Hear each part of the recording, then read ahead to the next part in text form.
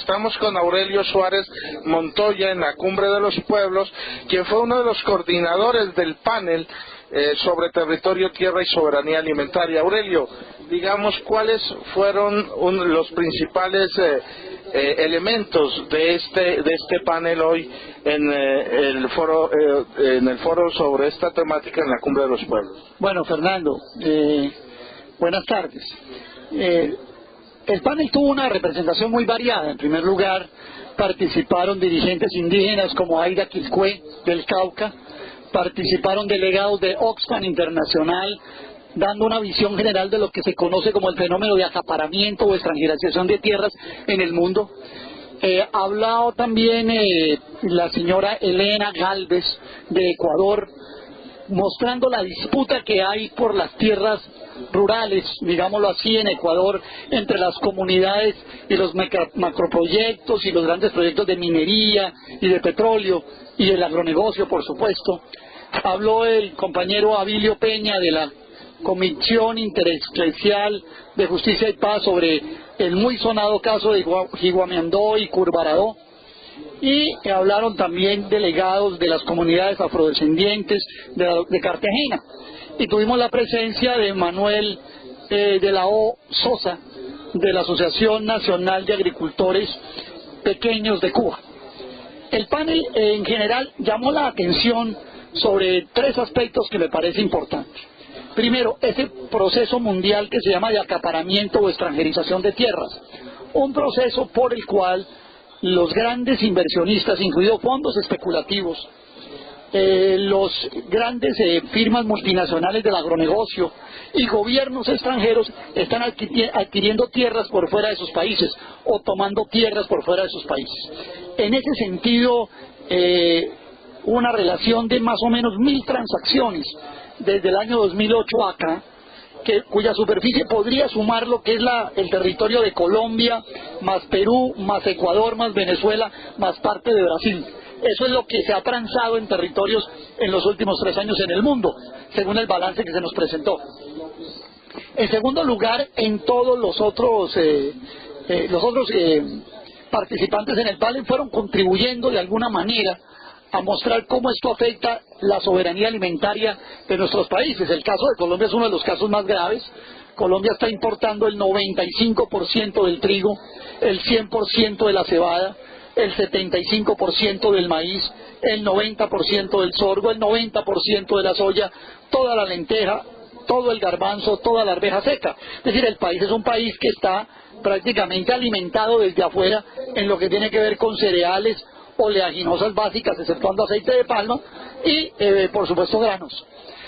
Es un fenómeno casi generalizado también que se ha estado dando.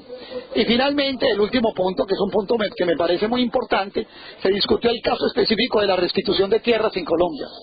En ese caso, pues por supuesto dejamos entendido de que el gobierno nacional no va a cumplir las metas de 160.000 reparaciones o restituciones que advirtió. Dejamos claro que a lo sumo podrá llegar a 11.000 restituciones, pero además aparece la idea, como dijo la dirigente indígena Aida Quilcue, de que Colombia cambió de cara pero no de modelo. La idea de que este proceso de restitución puede ir acompasado de esas demandas de grandes fondos de inversión por tierras. ¿En qué sentido? En la medida en la cual los restituidos encuentren el obstáculo de tenedores de buena fe o poseedores de buena fe, con los cuales están obligados a tener que hacer contratos de transacción para respetarles sus agronegocios.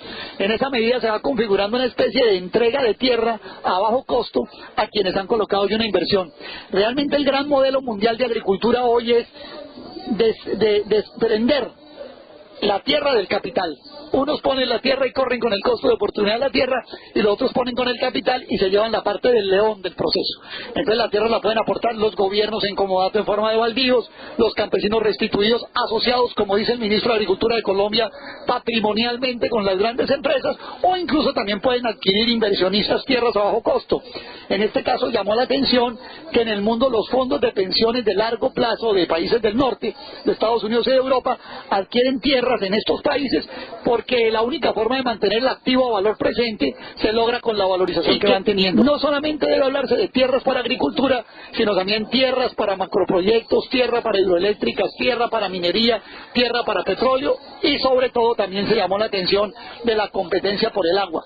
Y al final esto, Fernando, la competencia mundial en la agricultura se volvió la competencia mundial por quién le entrega a los inversionistas la tierra a un menor costo de oportunidad. Donde se les ofrezca, van allí a hacer el negocio en la forma como les señalaba.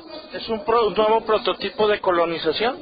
Me parece muy pertinente la pregunta, porque señalamos que no se trataba solamente de un proyecto económico, sino también de un proyecto político, en la medida en la cual, como usted sabe, varios clásicos de la economía política lo han advertido. En tanto las potencias disputan por el control del mundo, requieren ya no el control indirecto sobre la realidad, sobre los recursos físicos, sobre los recursos naturales, sobre las materias primas, sobre el territorio o el agua, sino el control físico de los mismos. Y entonces allí esto hace parte, por supuesto, de esa pregunta. Y sin soberanía alimentaria, con el análisis que nos haces de lo que se desarrolló en el panel, se podría afirmar que también América Latina corre el riesgo de quedarse en el corto plazo sin seguridad alimentaria.